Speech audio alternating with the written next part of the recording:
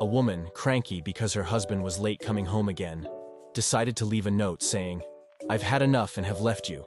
Don't bother coming after me." Then she hid under the bed to see his reaction.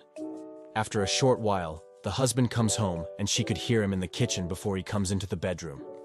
She could see him walk towards the dresser and pick up the note.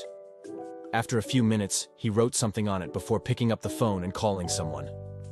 "She's finally gone. Yeah, I know. About bloody time. I'm coming to see you. Put on that sexy French nightie. I love you. Can't wait to see you. We'll do all the naughty things you like." He hung up, grabbed his keys, and left. She heard the car drive off as she came out from under the bed.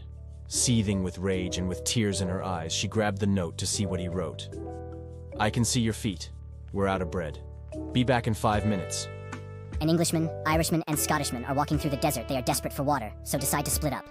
The Irishman comes upon a man covered in scabs, but he has a bottle of water.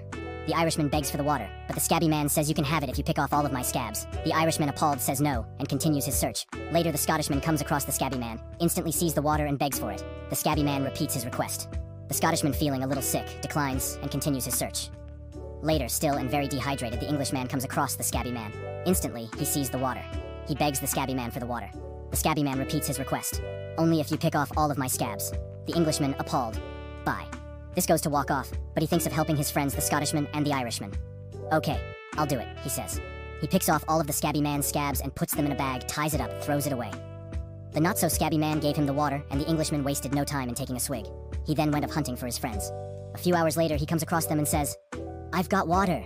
His friends said, "Hooray, they'll go great with this packet of crisps we found." I met a girl at a bar one night. We hit it off pretty well, and she brought me back to her place. We had a nightcap before she invited me to her bedroom. Surprisingly, she had a real thing for stuffed animals, and they took up all the wall space in her room, literally stacked from floor to ceiling. Hell, I didn't care. I was ready to get down to business. And get down to business I did.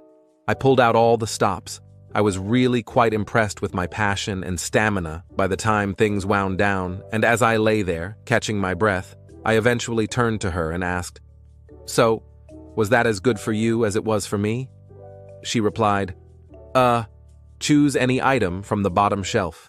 A group of married couples get together for a Christmas dinner.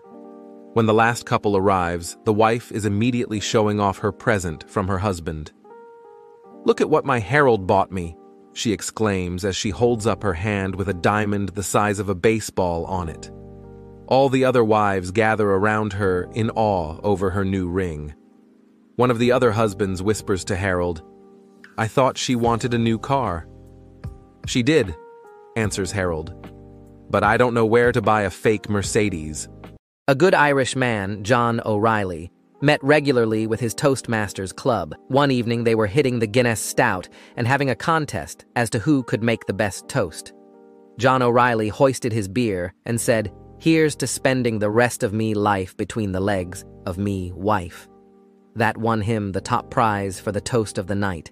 He went home and told his wife, "Mary, I won the prize for the best toast of the night." She said, "Aye, what was your toast?" John said, "Here's to spending the rest of me life sitting in church beside me wife." "Oh, me, that is very nice indeed, John," Mary said. The next day, Mary ran into one of John's toasting buddies on the street corner. The man chuckled leeringly and said, "John won the prize the other night with a toast about you, Mary." She said, "Aye, and I was a bit surprised myself. You know, he's only been there twice. Once he fell asleep, and the other time I had to pull him by the ears to make him come." A man gets called into the IRS to explain some rather large transactions on his ledger, so he decides to bring his lawyer to be on the safe side. The IRS agent begins listing the suspicious amounts of cash to which the man says are all due to his compulsive gambling. This gains the interest of the agent, and he asks for an example. The guy picks up the agent's coffee cup and places it on one side of the desk and goes to the other, exclaiming, "I bet you $10,000 that I can piss in that cup from over here without a single drop touching your table." The agent laughs and says, "Impossible, but I'll take your money." The guy flops out his dick and pisses all over the place, splashing everywhere and barely any makes it into the cup. The agent laughs so hard he is crying. He notices the man's lawyer is crying too, but not in a happy way. Sobbing, He bet me $50,000 on the way here he could piss all over your desk, and you'd like it. The children were lined up in the cafeteria of a Catholic elementary school for lunch. At the head of the table was a large pile of apples.